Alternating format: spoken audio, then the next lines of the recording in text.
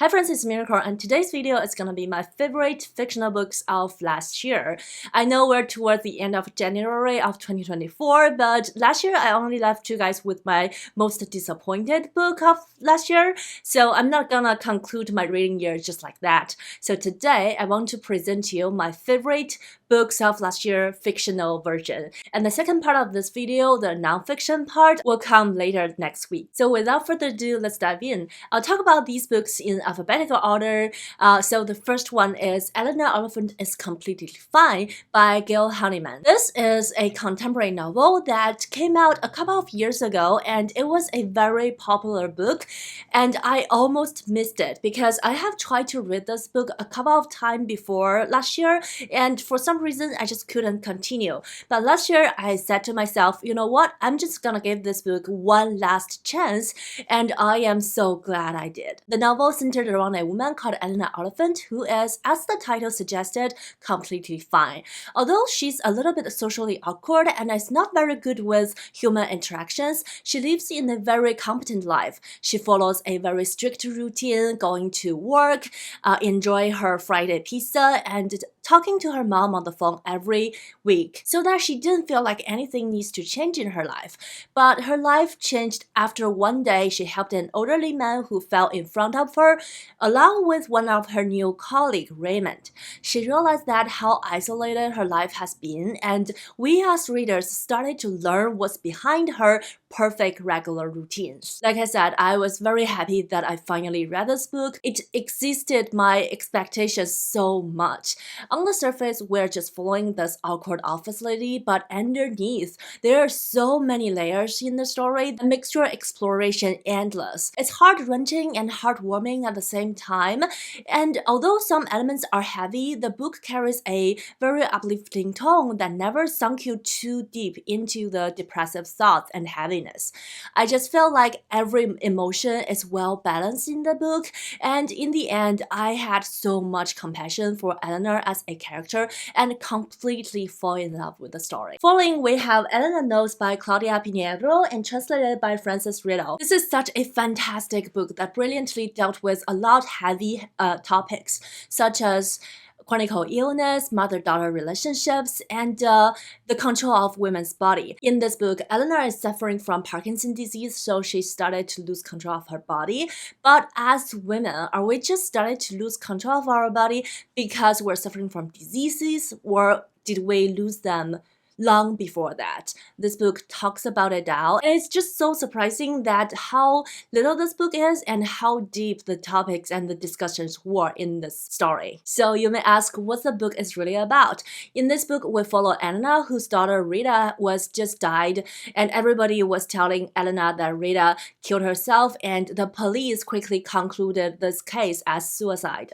But Eleanor knows that definitely Rita would not kill herself, and she set out to find the culprit herself. So she went on this journey to across the town to the suburb of the city and visit an old acquaintance who she thought knows the truth, and to have a very long overdue conversation as well. Two things that I loved about this book. The first one is, of course, how the book presents Eleanor's Parkinson's disease. The writing shed a special light to the daily challenges and the struggles people have while dealing the chronic diseases, and it doesn't stop from the patient's side. It also talks about the caretaker and the role that everybody around the patient is taking on. The second thing that I love is the discussion about motherhood, mother-daughter relationships, and also women's body. It's so brilliant if you think about why Parkinson's disease in this book, why Eleanor losing control of her body is a key factor of the story. I loved how the book goes beyond the story of Eleanor and Rita and actually present relationships with different dynamics and discuss topics from different angles. That is just amazing. Next, I have a Japanese mystery that translated into Chinese. It's called Hinako by Shukukui Shuke. The title translates to Flames, and I read the translation in traditional Chinese. It's called 邻居 means the neighbor, and it was translated by Wang Yunjie. 4 generations of Kojima family members lives in the same big house, and their lives goes on uneventfully. The man in the grandfather generation used to be a judge, and he retired from his position and became a professor 2 years ago. And it was because he acquitted a murder suspect called Takauchi with the not enough evidence. So fast forward to now, 2 years later, Takauchi accidentally moved into the next house next to the Kojima family, and they became neighbors. Takauchi is really grateful for the family for everything the judge did for him because he thinks that he saved his life. So he went above and beyond and helped the family whenever they need. A lot of things going on for the 4 generations household, and they slowly started to notice flames fell on their relationships. First of all, as a mystery, this book was perfect, fast-paced, and it became more and more captivating with the story going on. But what I like even more is the story about the 2 women in the family from 2 different generations. Each of them is an epitome of women's life under the very traditional and very patriarchal family structures.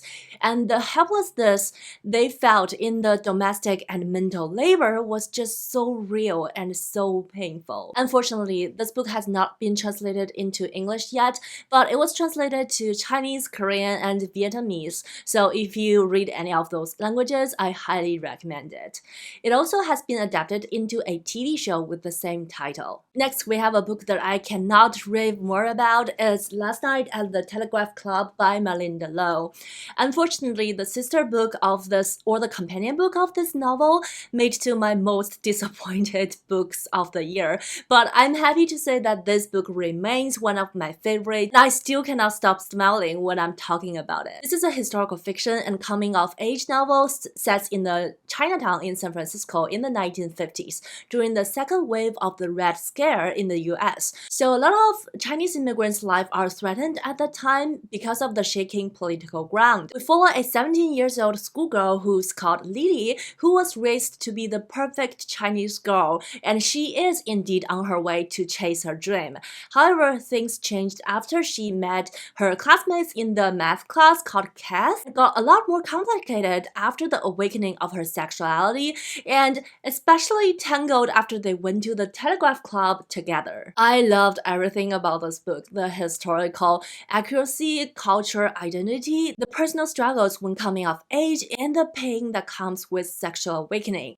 Everything is so beautifully written, and I also had a major crush on Kath, that I have to say, because she just had the perfect amount of shyness that I like. And inspired by this book, I dug into and learned a lot about the history of San Francisco's Chinatown, and it made me appreciate the Asian American history and the founding of Chinatown a lot more. So all of that makes this book extra special to me. Following is another book that I cannot stop talking about. It is Les Mis by Victor Hugo. And I won't be saying the full name of this book until I learn French, so give me another like 20 years. Anyhow, what a masterpiece. I'm sure by now we're all very familiar with the story thanks to all the adaptations, but this book follows a lot of people, but mostly Jean Valjean, who stole a piece of bread and was imprisoned unjustly for 19 years. After getting out, he tried his best to get rid of his history and pass beyond that, but he was haunted by this policeman called Javard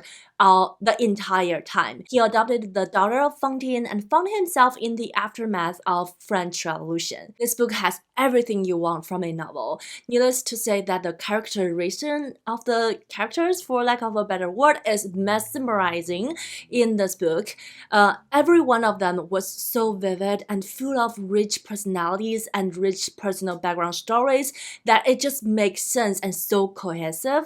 Their fate tied in with the heavy history background at the time makes this book an exam of human nature. The political environment at the time is also brilliantly written and studied, I would say. And we got everything about humanity: the beauty, the ugly, the hopeful, the hopeless, and you just cannot help but have your emotions tied to these characters while reading. This book also has, in my opinion, the best villain in the history of literature, who is Gerard. I loved this character so much. I feel like this is exactly how villains should be portrayed, and to me, he's one of the most enjoyable characters in this book compared to some like better people like Marius, who is so important, but I just cannot stand him. Anyway, really glad that I read this book, and I can't wait to reread it again this year because this is just how much I love it.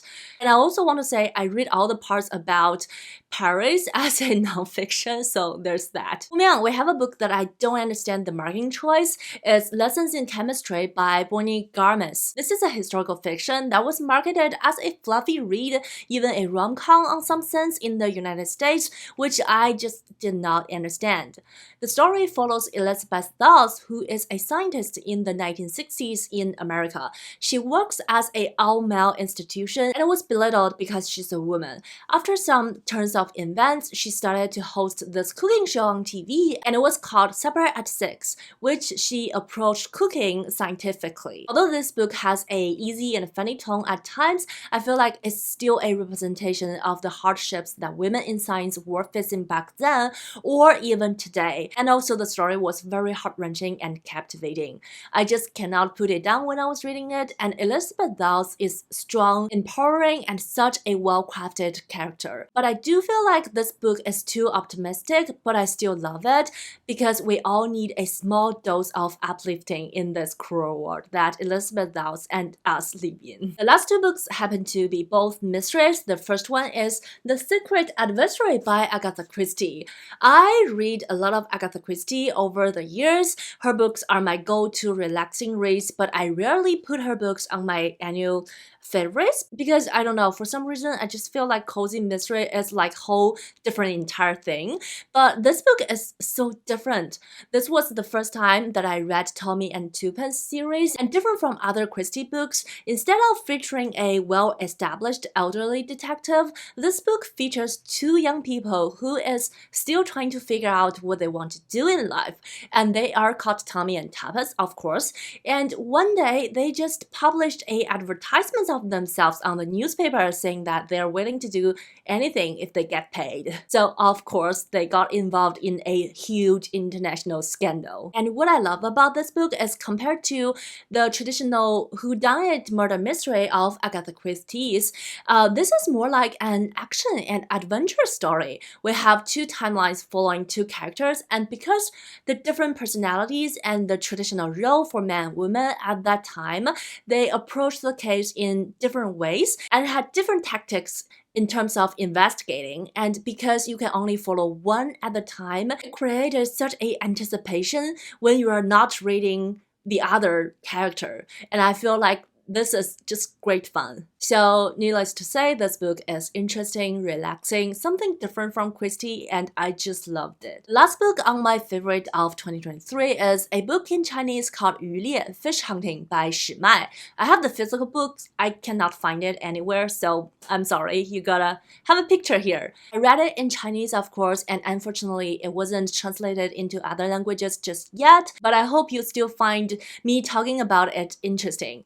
The story happens in a small fishing village in the southern part of China, and one day a girl went into a accidental coma, and after waking up she claimed that she's not herself anymore. Instead, she's saying that she's another girl who died half a year ago. So we don't know if it's supernatural or if there's superstitions or anything like that going on. And while figuring out what happened to this girl who went into the coma, we also are discovering what happened to the girl who died half a year ago. So this book has like double mystery going on, but at the same time it's a examination about this particular fishing village. The different power dynamics between people in this village are so interesting and also infuriating at times. I was extremely moved by the portraits of the female friendship in this book. It's a perfect example of how strong and fulfilling women's friendship can be, and it was just beautiful. So there you have it. That's my favorite fictional reads of 2023. And although this video is so late, I hope you enjoy it nonetheless. And please let me know what books left you the strongest feelings and impressions last year. And don't forget forget to say hi in the comment section down below. I wish you happy reading, stay healthy, stay safe. I'll see you in my next bookish video. Bye!